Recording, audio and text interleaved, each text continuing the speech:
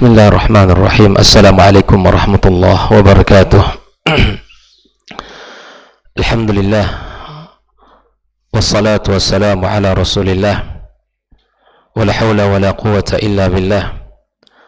Allahumma ati nufusana taqwaha wa zakkiha anta khairu man zakkaha anta waliyuha wa maulaha. Allahumma allimna ma yanfa'una wanfa'na bima 'allamtana wa zidna ilma. Amma ba'd, ikhwatal iman rahimakumullah. Alhamdulillah, kita bersyukur pada Allah Subhanahu wa taala, kembali kita diberikan kesempatan, diberikan kesehatan oleh Allah Subhanahu wa taala, sehingga kita bisa kembali memulai hari kita, kehidupan kita dengan amal yang sangat mulia, melaksanakan ibadah salat subuh berjamaah. Kemudian kita ikutkan sejenak duduk dalam majlis yang mulia ini. Mudah-mudahan Allah Subhanahu wa taala selalu membukakan kita pintu-pintu kebaikannya dan selalu memberikan kepada kita kekuatan untuk mengamalkannya. Kemudian ucapan salat dan salam untuk Nabi Muhammad sallallahu alaihi wasallam. Mudah-mudahan kita mendapatkan syafaatnya pada hari yauma la yanfa'u malun wala banun illa man atallaha biqalbin salim. Kembali kita bersama kitab Ad-Durus Al-Muhimmah li'amatil ummah li samahati Syekh bin Baz rahimallahu taala rahmatan wasi'ah, sampai pada pembahasan tentang adab-adab Islam. Pada bab yang ke-16 kita masih dalam melanjutkan pembahasan tentang adab-adab yang mesti dimiliki oleh seorang muslim dalam kehidupannya. Kita lanjutkan pagi ini, yaitu tentang at-tahni'ah bil maulud.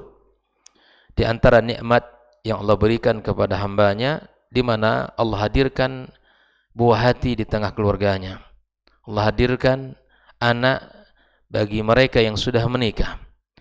Maka di antara adab yang mesti kita jaga dan mesti kita laksanakan adalah mengucapkan tahni'ah, mengucapkan doa selamat, kebaikan, keberkahan, yang doa itu akan membuat saudara kita bahagia, membuat saudara kita sangat nyaman dan sangat senang dengan ucapan-ucapan tersebut.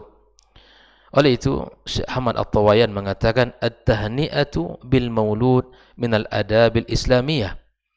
At-tahni'ah, mengucapkan selamat kepada yang diberikan anak, maka itu merupakan adab Islam. Li'annaha tudkhulus surur, kalimat itu akan membuat orang bahagia. Bahkan Nabi SAW meminta kepada setiap kita untuk membahagiakan saudaranya, walau hanya dengan kalimat-kalimat yang membuat dia senang. Walau hanya sekedar antum atau kita semuanya bisa tersenyum kepada saudara-saudara kita. Dan itu merupakan sedekah di sisi Allah Subhanahu wa taala.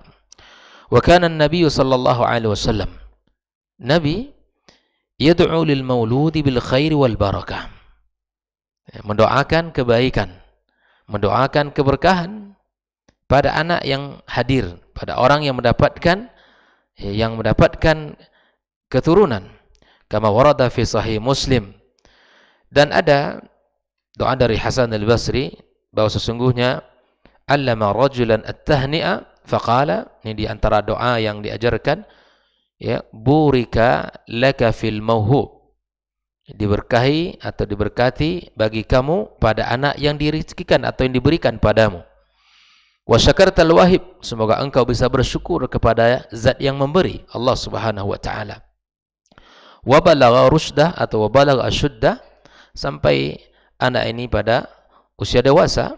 Wa ruzikta birrah, dan engkau diberikan baktinya. Artinya inilah doa yang mesti kita baca di saat orang mendapatkan keturunan. Sahabat kita, tetangga kita, saudara kita yang mengabarkan kita, alhamdulillah hari ini lahir anak pertama kami, anak kedua kami, dan seterusnya. Maka kita sebagai bentuk saudara, hak saudara kepada saudaranya, memberikan, kita ucapkan doa kepada dia yang sedang mendapatkan nikmat tersebut. Waqul, atau juga disebutkan dengan doa yang lain, ja'alallahu mubarakan alaika wa ala ummati Muhammad. Kita doakan bukan hanya keberkahan pada anak itu, tapi keberkahan atas keluarganya dan keberkahan atas umat Muhammad sallallahu alaihi wasallam. Karena generasi yang kita harapkan generasi yang barakah, generasi yang penuh dengan kebaikan, generasi yang pada setiap kegiatannya adalah sentuhannya kebaikan, keberkahan, keimanan yang dihiasi dengan akhlak yang mulia. Barakah itu artinya adalah selalu bertambah kebaikan-kebaikan pada anak itu. Bertumbuh padanya kebaikan, bertumbuh padanya amal saleh, dan itu sangat membuat kita bahagia. Dan itulah tersimpan doa yang sering kita baca, ya Rabbana hablana min azwajina wa dzurriyyatina qurrata a'yun, yang selalu nampak oleh mata kita kebaikan yang tumbuh padanya, yang selalu nampak pada kita kebaikan dari akhlak yang mulia, dari ketaatannya, dari kesungguhannya dan semuanya. Semua itu adalah bagian daripada qurrata a'yun yang kita doakan pada, yang kita minta pada Allah Subhanahu wa taala. Dan memang dalam kehidupan rumah tangga yang kita inginkan adalah keberkahan. Bukankah kita mengawali pernikahan, semua orang, sahabat, tetangga, karib kerabat, semua mendoakan kepada kita keberkahan, keberkahan pada pasangan kita, dan Allah kumpulkan pada kita banyak kebaikan. Setelah kita mendapatkan keturunan pun didoakan oleh orang-orang yang dulu mendoakan di awal pernikahan kita. Maka keluarga yang barakah adalah keluarga yang selalu, ya, yang tidak putus padanya doa kebaikan, yang tidak hilang padanya lisan-lisan yang selalu meminta keberkahan ini. Pada rezeki apalagi, yang kita minta adalah barakahnya, bukan pada jumlahnya, bukan hanya terbatas ya jumlahnya, tapi kemudian apabila rezeki yang kita dapatkan itu adalah membawa kepada kebaikan, orang rumah, keluarga, keturunan, orang-orang menjadi orang yang taat kepada Allah. Rezeki yang kita berikan, dimakan, diminum, kemudian dia kuat dan kuat ibadah, itu yang barakah. Namun apabila rezeki yang kita dapatkan kemudian itu menjauhkan kita dari iman, tidak ada semangat kita untuk beribadah, keluarga jauh dari ketaatan, ini sungguh barak, tidak ada keberkahan pada rezeki itu. Ikhwatal iman, hafizukumullah wa ra'akum. Bukankah Nabi SAW meminta keberkahan pada satu mud? Allahumma barik lana fi muddina wa sa'ina. Kan begitu? Satu mud dalam hitungan kita sedikit sekali, tapi Nabi meminta keberkahan pada satu mud yang diberikan padanya, pada satu sa' rezeki yang Allah titipkan padanya. Itulah keberkahan. Dan keberkahan itu ikhwatal iman melahirkan generasi-generasi yang akan menjadikan umat ini mendapatkan banyak kebaikan, akan melahirkan orang-orang yang tangguh, orang-orang yang menegakkan agama Allah Subhanahu wa taala. Sehingga Imam An-Nawawi rahimahullah taala mengatakan yustahab, diberikan hukum oleh beliau, yustahabbu, ya dianjurkan, ya, untuk apa? Tahniatul maulud, untuk saling mengucapkan. Saudara kita yang mendapatkan, ya, anak, doakan dia. Karena ketika kita mendoakan saudara kita, malaikat pun akan mendoakan. Sebelum doa kita selesai, maka malaikat mengatakan walaka mislu. Maka mukmin terhadap mukmin lainnya selalu mendoakan. Guru-guru terhadap muridnya mendoakan. Ikhwatul iman, para pendidik, kita selalu mendoakan santri-santri kita. Ya, para guru sebelum besok pagi mengajar di kelas berhadapan dengan murid-murid, doakan dalam munajat kita, dalam sujud kita, di dalam permintaan kita kepada Allah. Ingat anak-anak kita, persiapkan ruh kita, persiapkan diri kita, besok akan mengajar kebaikan. Yang kebaikan itu ibarat, ya, kahabbah, seperti satu biji yang antum tanam, dan kemudian satu biji itu akan Allah kembangkan, ya. Kemudian itulah kebaikan yang apabila kebaikan itu tumbuh pada anak dan diamalkan oleh dia sampai dia dewasa, itulah kata Nabi sallallahu alaihi wasallam, ilmun yuntafa'u bih, ilmu yang bermanfaat. Doakan murid-murid kita, doakan sesama guru, saling berdoakan agar kita diberi taufik di dalam mendidik anak-anak kita, agar kita mendapatkan kemudahan di dalam menyampaikan kebaikan. Doakan para guru kita. Doakan para guru kita, para pendidik kita, para ustadz-ustadz kita. Doakan keberkahan untuk keluarga mereka, kesehatan mereka, dan kemudahan dalam segala urusan mereka. Dan ini semuanya adalah kebaikan yang tidak boleh hilang dalam kehidupan seorang mukmin. Apalagi kita sebagai pendidik yang merupakan melanjutkan estafet perjuangan para nabi, yang kata Nabi sallallahu alaihi wasallam, innama bu'itsu mualliman. Aku diutus menjadi seorang guru. Tugas Nabi alaihi salatu wassalam adalah menjadi pendidik. Dan kalimat ini yang harus senantiasa kita banggakan dalam jiwa kita, ikhwan. Kalimat ini yang harus kita senantiasa jadikan motivasi dalam setiap diri kita. Mungkin banyak orang yang kaya, mungkin banyak orang yang punya jabatan, memiliki kekayaan yang tidak sedikit, tapi dia tidak mengikuti jalannya para nabi dan rasul. Yang tugas mereka apa? Menjadi guru, menjadi pendidik, menjadi orang-orang yang selalu menyampaikan kebaikan. Bahkan malaikat Allah tabaraka wa ta'ala selalu mendoakan li muallimin nasil khaira, yang selalu mengajarkan orang kebaikan. Hatta al-hitana fil bahr, ikan-ikan di lautan. Hatta namlata fi juhriha, semut-semut yang ada di dalam sangkar mereka. Maka selalu mendoakan orang-orang yang mengajarkan kebaikan. Maka bergembiralah kita, para pendidik, para guru, para ustadz yang selalu mendoakan siapapun yang selalu mengajarkan kebaikan pada umat ini. Kemudian beliau mengatakan, waqala ashabuna wa istahabbu ayyuhanna bima ja'a anil Hasan radhiyallahu taala anhu annahu 'allama insanan at-tahni'a faqala barakallahu laka fil mawhubi lak wa syakaratal wahib wa balagha asyuddah wa ruzikta birrah. Ini bagian bentuk, kalau yang tadi adalah burikalaka, diberkahi pada anak. Di sini doakan semoga Allah memberkahi kamu. Wa istahabbu ay yarudda 'alal muhanni. Nah, kita yang mendapatkan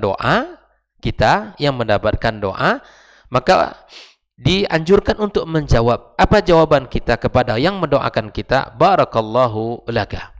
Semoga Allah memberkahi kamu juga. Wa baraka 'alaika, dan juga Allah limpahkan keberkahan atasmu. Wa jazakallahu khairan. Semoga Allah Subhanahu wa taala membalas kebaikan padamu. Wa razaqaka mithlah. Semoga Allah karuniakan sepertinya. Kita doakan saudara kita pula agar engkau mendapatkan anak pula. Wa ajzallahu thawabak wa nahwa hadza. Semoga Allah besarkan pahala untukmu.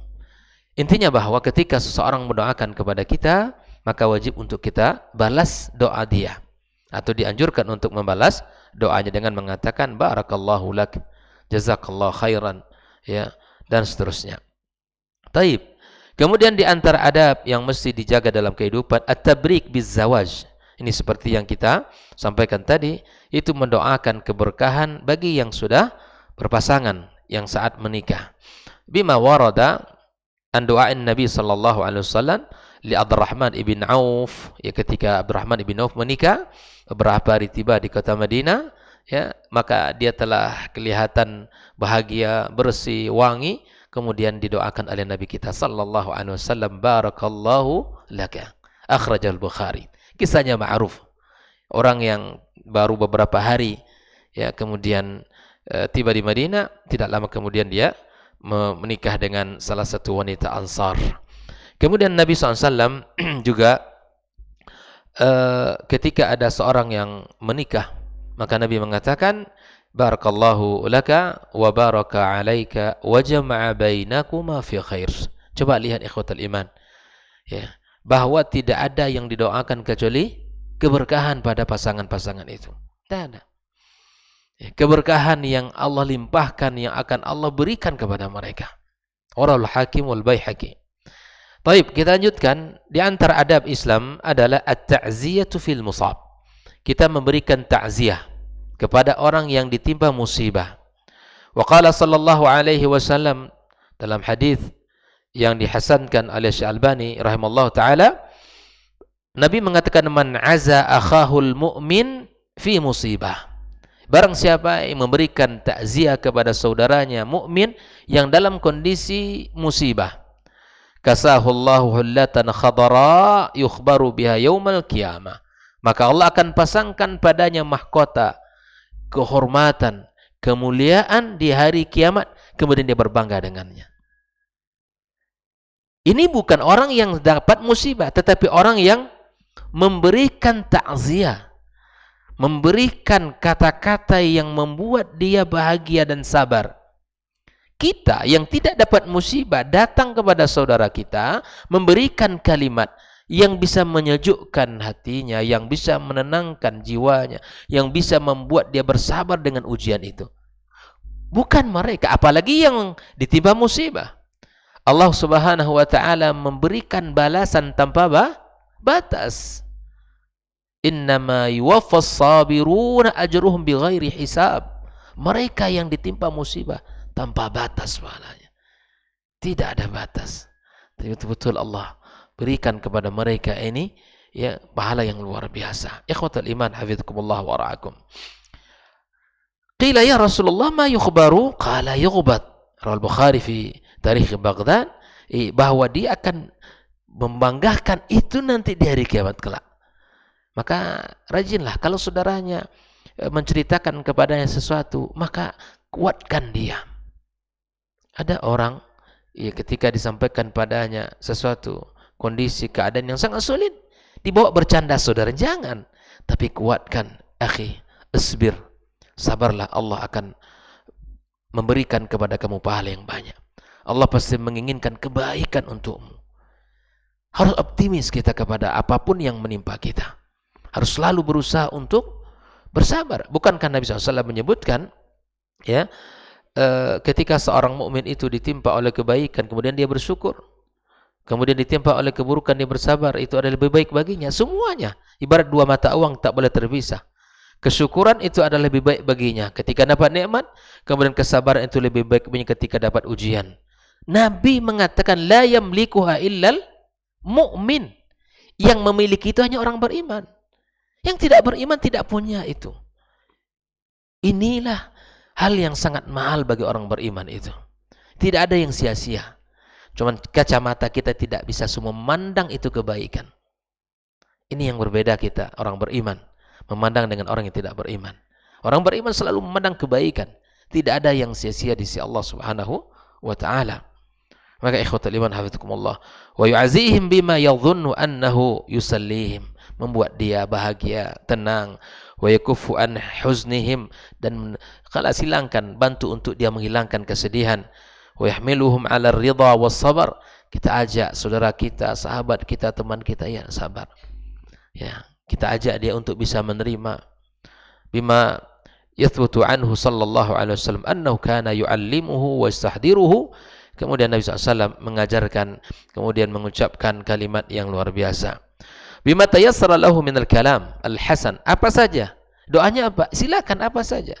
Yang bisa membuat orang bahagia, tenang, tentram. Berikan kalimat itu.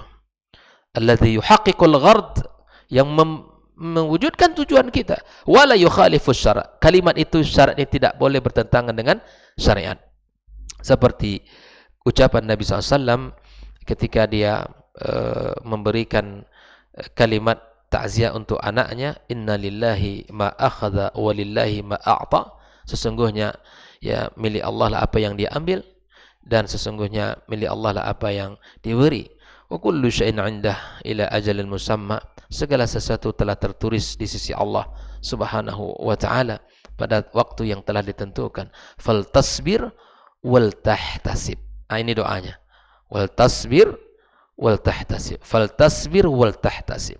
Bersabar, kemudian haraplah pahala yang besar di sisi Allah Subhanahu wa taala. Wa qala an-Nawawi dalam al-Adhkar, hadzal haditsu ahsan ma yu'za bih. Kata beliau, ini adalah kalimat atau hadis yang paling baik untuk kita ucapkan di saat saudara kita ditimpa musibah. Ada juga doa Nabi SAW terhadap Ummu Salamah ketika beliau diuji. Allahumma ighfir li Abi Salamah. Ya Allah, ampunkanlah Abi Salamah warfa' darajatu fil mahdiyin, angkatlah derajat beliau di tengah-tengah orang-orang yang mendapatkan petunjuk, wa khluflu fi aqibihi fil ghabirin, dan gantikan ia di tengah-tengah keluarganya di saat semua orang-orang hidup. Waghfir lana, ampunkan dosa kami, walahu, dan dia, ya rabbal alamin, wahai Rabb sekalian alam, semesta alam. Wafsah lahu fi qabrih, lapangkan kuburannya, wa nawwir lahu fih, dan berikan cahaya padanya. Ini kalimat-kalimat doa yang diajarkan Nabi sallallahu alaihi wasallam. Wali ta'ziyati laisa lahu had. Ta'ziyah pada umumnya tidak ada batas. Antum ingin takziah di hari ke-7, hari ke-8, ke-9, silakan datang. Kapan ada waktu, kapan ada kesempatan, silakan. Di hari di saat kita tahu berita, silakan kita untuk mengambil kebaikan ini. Jangan abaikan kebaikan itu. Ikhwatal iman hafizakumullah, di mana Nabi SAW azza ala Ja'far ba'da 3 layal. Ya, bahwa Nabi SAW memberikan takziah kepada keluarga Ja'far setelah 3 malam. Kemudian Syekh bin Baz menyebutkan wa ghairu dzalika minal adabil islamiyah, dan yang lainnya dari adab-adab Islam seperti dalam kehidupan kita, mis adab qada'il hajat, ya, adab kita buang hajat, wa adabil masjid, adab masuk masjid, silakan dipelajari.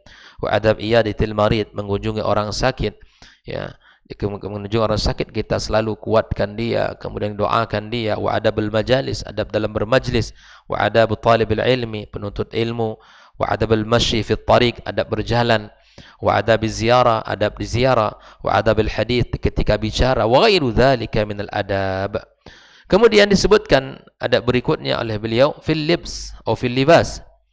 Dalam pakaian juga ada adabnya yang mesti kita jaga.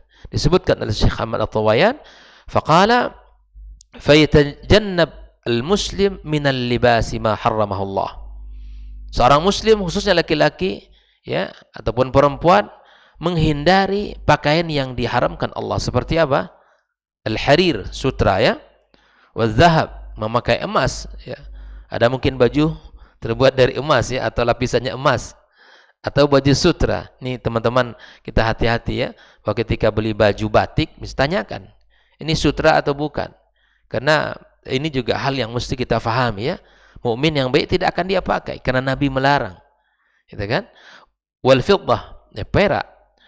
Ini untuk laki-laki, ya, kita tidak boleh pakai emas, tidak boleh pakai perak. Walibsu thawbis syuhra, pakaian syuhra, ya, pakaian syuhra yang di tengah-tengah kita asing, ya.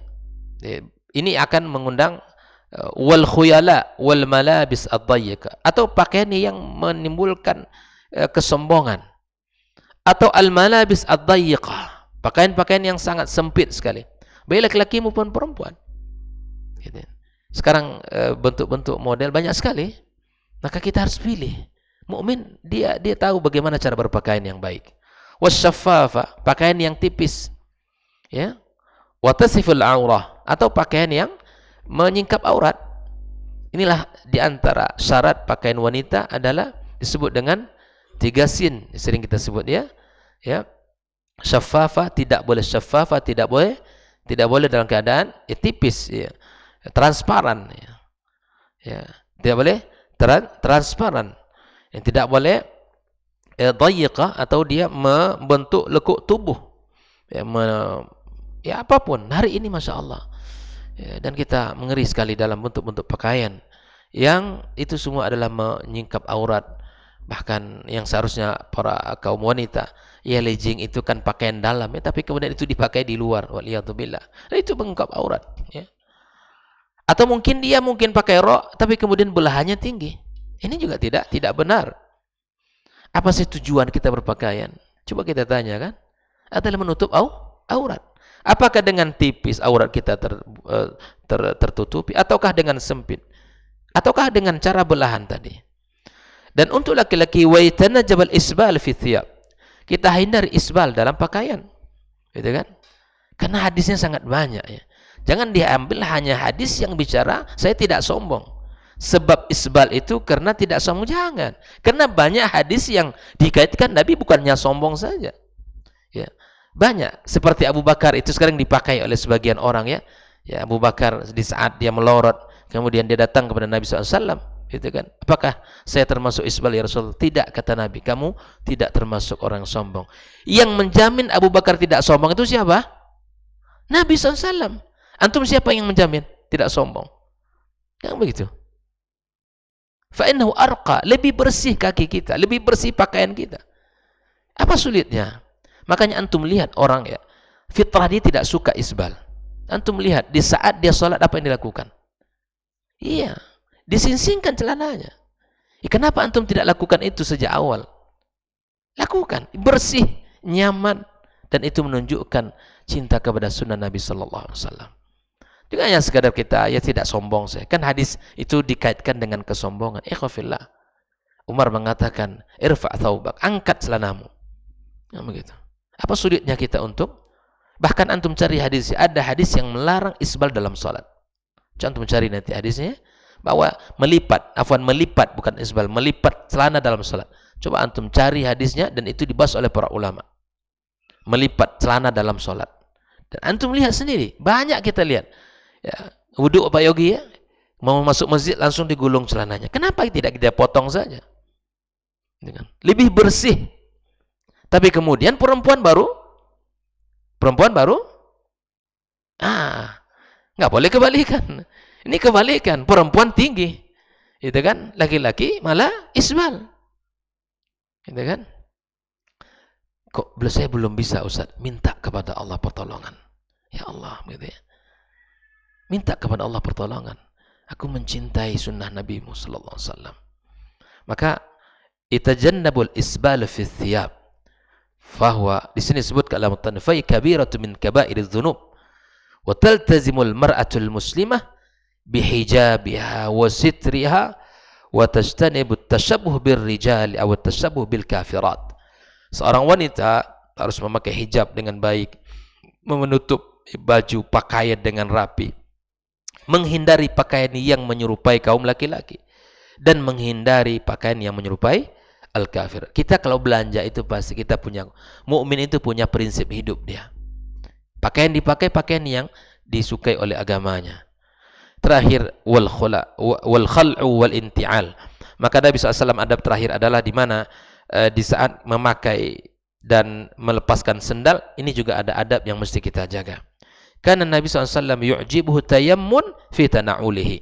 Nabi SAW suka yang memakai sesuatu dengan tangan kanan dan wa tarjulihi wa fi tuhurihi wa fi sya'ni kulli. Sesuatu itu dilakukan dengan tangan kanan, kemudian pakai sendal, pakai sepatu, ya, kemudian makan apa saja. Maka latih anak-anak kita ya, selalu ingatkan mereka, selalu ingatkan dengan nabinya, bahwa nabinya mencontohkan sesuatu selalu dengan kanannya. Ingatkan, ikatkan mereka dengan manusia yang paling mulia Rasulullah SAW. Inilah tugas kita sebagai guru. Ya, kemudian fal muslim yabda bitayammun fi inti'ali wa idza khala an-na'al bada'a bishimal. Kalau buka lakukan sesuatu. Biasakan ikhwatul iman. Adab seperti ini latih diri kita. Dan aturan ini misalnya nasihat kita bukan untuk santri, bukan untuk murid, tapi untuk kita.